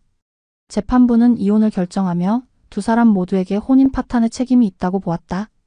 가장 중요한 쟁점이었던 양육권 문제에 대해 재판부는 예상 밖의 결정을 내렸다. 아들 최하늘의 친권은 부모인 최민준과 김지영이 공동으로 갖는다. 다만 아이의 실질적인 양육은 제3자인 조모, 즉 박선정에게 맡기는 것을 권고한다. 이는 현재 부모 양측 모두가 경제적, 정서적으로 불안정한 상태에 있으며 서로에 대한 극심한 반감으로 인해 아이의 건전한 성장에 긍정적인 영향을 주기 어렵다고 판단되기 때문이다. 아이의 복리를 최우선으로 고려할 때 현재 가장 안정적인 환경을 제공할 수 있는 조모의 슬하에서 양육되는 것이 가장 바람직하다고 사료된다. 판결은 양측 모두에게 충격이었다. 특히 양육권을 통해 재기를 꿈꿨던 김지영에게는 사형 선고나 다름없었다. 그녀는 법정에서 소리를 지르며 발악했다. 말도 안 돼? 내 아들이야? 내가 낳았다고? 어떻게 할머니한테 뺏어갈 수가 있어? 판사님, 이건 무효예요? 하지만 판결은 번복되지 않았다. 며칠 후 법원 집행관과 민준이 지영의 집을 찾아와 하늘이를 데려갔다. 하늘이는 아무것도 모른 채 엄마의 품에서 떨어져 아빠에게 안겼다. 지영은 울부짖으며 아들의 이름을 불렀지만 아이를 태운 차는 매정하게 멀어져 갔다. 지영은 모든 것을 잃었다. 그녀는 텅 빈 집에 홀로 남아 오열했다. 그녀가 그토록 집착했던 돈도 사랑하지 않았지만 이용 가치가 있었던 남편도 그리고 마지막 희망이었던 아들까지. 그녀의 손에는 아무것도 남지 않았다. 한편 아들 하늘이를 데리고 어머니의 집으로 향하는 민준의 마음도 무겁기는 마찬가지였다. 그는 비록 양육권을 완전히 가져오지는 못했지만 아들이 더 이상 지영의 손에서 불행하게 크지 않게 되었다는 것에 안도했다. 그는 어머니의 집 앞에 서서 초인종을 눌렀다. 문이 열리고 박 여사가 모습을 드러냈다. 그녀는 아들 민준을 잠시 바라보다가 그의 품에 안겨있는 하늘이에게로 시선을 옮겼다. 그녀의 눈가에 이슬이 맺혔다. 어서 오너라 내 강아지. 이제 할미랑 같이 살자. 박 여사는 하늘이를 조심스럽게 안아들었다. 아이는 할머니의 따뜻한 품이 좋은지 까르르 웃으며 할머니의 옷자락을 붙잡았다. 그 모습을 바라보는 민준의 눈에서도 뜨거운 눈물이 흘러내렸다. 그는 어머니에게 아들을 빼앗긴 것이 아니었다. 오히려 자신이 지켜주지 못했던 아들을 가장 안전한 울타리 안으로 돌려보내준 것이었다. 이제 그는 멀리서나마 아들의 행복을 지켜보며 아버지로서의 책임을 다하기 위해 자신의 삶을 재건해야 할 의무만이 남아있었다. 시간은 모든 상처를 아물게 하지는 못하지만 무뎌지게는 만든다. 몇 년의 시간이 흘렀다. 세상은 떠들썩했던 강남 건물주 시어머니 사건을 서서히 잊어갔다. 사람들은 각자의 길을 걷고 있었고 그들의 삶은 서로 다른 모습으로 재편되고 있었다. 박선정 여사의 삶은 손주 최하늘을 중심으로 완전히 재편되었다. 그녀는 더 이상 공격적인 사업가나 냉정한 자산가가 아니었다.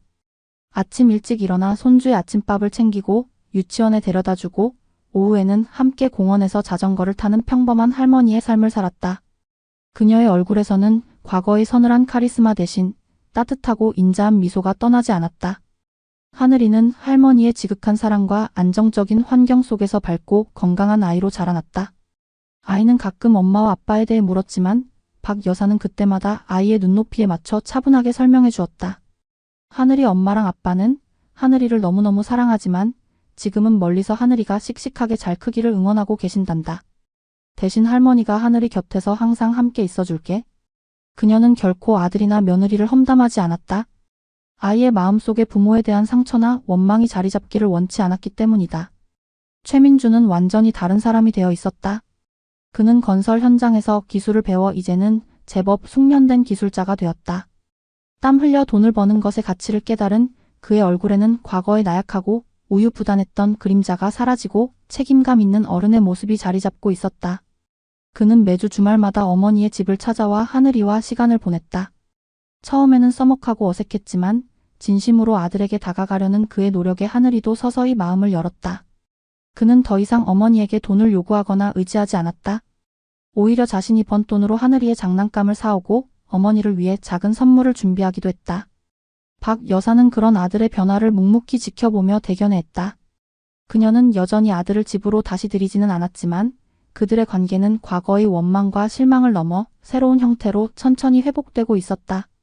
아들과 어머니로서가 아니라 한 아이의 아버지와 할머니로서 하늘이라는 연결고리를 통해 서로를 존중하는 관계로 발전하고 있었다. 반면 김지영의 삶은 끝없이 추락했다. 이혼 후 그녀는 모든 것을 잃고 혼자가 되었다. 사람들의 손가락질을 피해 여러 번 이사를 다녔고 생계를 위해 식당 서빙, 청소 등 굳은 일을 전전했다. 과거의 화려했던 생활은 꿈처럼 아득하게 느껴졌다. 그녀는 가끔 밤에 몰래 박 여사의 집 근처를 찾아가 불 켜진 창문 너머로 들려오는 하늘이의 웃음소리를 엿듣고는 했다. 그럴 때마다 가슴이 찢어지는 듯한 고통과 함께 뒤늦은 후회가 파도처럼 밀려왔다. 내가 왜 그랬을까? 조금만 욕심을 버렸더라면, 조금만 더 진심으로 가족을 대했더라면, 지금쯤 저 웃음소리 가득한 집 안에서 나도 함께 행복할 수 있었을 텐데. 어느 날 그녀는 큰 용기를 내어 하늘이의 유치원 앞으로 찾아갔다. 하원 시간이 되어 아이들이 쏟아져 나왔고 저 멀리 할머니의 손을 잡고 걸어 나오는 하늘이의 모습이 보였다. 몇 년 만에 가까이서 보는 아들의 모습이었다. 훌쩍 자란 아이의 모습에 지영의 눈에서 눈물이 왈칵 쏟아졌다. 그녀는 차마 아이에게 다가가지 못하고 멀리서 나무 뒤에 숨어 아들의 이름을 작게 읊조렸다. 하늘아. 그 순간 마치 그녀의 목소리를 들은 것처럼 하늘이가 고개를 돌려 그녀가 숨어있는 쪽을 바라보았다. 아이의 맑고 커다란 눈과 마주친 순간 지영은 숨을 멈췄다. 아이는 잠시 고개를 갸웃하더니 이내 아무것도 아니라는 듯 다시 할머니를 보며 제잘거리기 시작했다. 그 짧은 순간의 마주침만으로도 지영은 온몸에 힘이 빠져나가는 것을 느꼈다. 아이는 이미 자신 없이도 너무나 행복하고 안정적으로 잘 자라고 있었다. 자신이 설 자리는 더 이상 어디에도 없다는 사실을 다시 한번 확인하는 잔인한 순간이었다. 그녀는 더 이상 아들 앞에 나타날 용기를 잃고 눈물을 흘리며 어두운 골목길로 사라졌다. 그녀의 탐욕이 남긴 대가는 이토록 길고 혹독했다. 그녀는 아마 평생을 아들에 대한 그리움과 자신의 어리석음에 대한 후회 속에서 살아가야 할 것이었다. 그것이 그녀에게 내려진 가장 무거운 형벌이었다. 세월이 흘러 최하늘이 늠름한 청년으로 성장했을 때 박선정 여사는 평온한 모습으로 눈을 감았다. 그녀의 장례식은 그녀가 살아온 삶처럼 화려하지는 않지만 기품 있고 경건하게 치러졌다. 장례식장에는 그녀에게 신세를 졌던 수많은 사람들이 찾아와 그녀의 마지막 길을 배웅했다.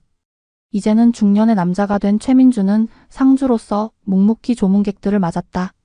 그의 곁에는 법적으로 성인이 된 아들 하늘이가 함께 서 있었다. 하늘이는 할머니의 영정 사진을 바라보며 자신에게 무한한 사랑을 베풀어 주었던 유일한 안식처를 잃은 슬픔에 잠겨 있었다. 장례식이 끝나고 며칠 뒤 최영진 변호사가 하늘과 민준을 불렀다.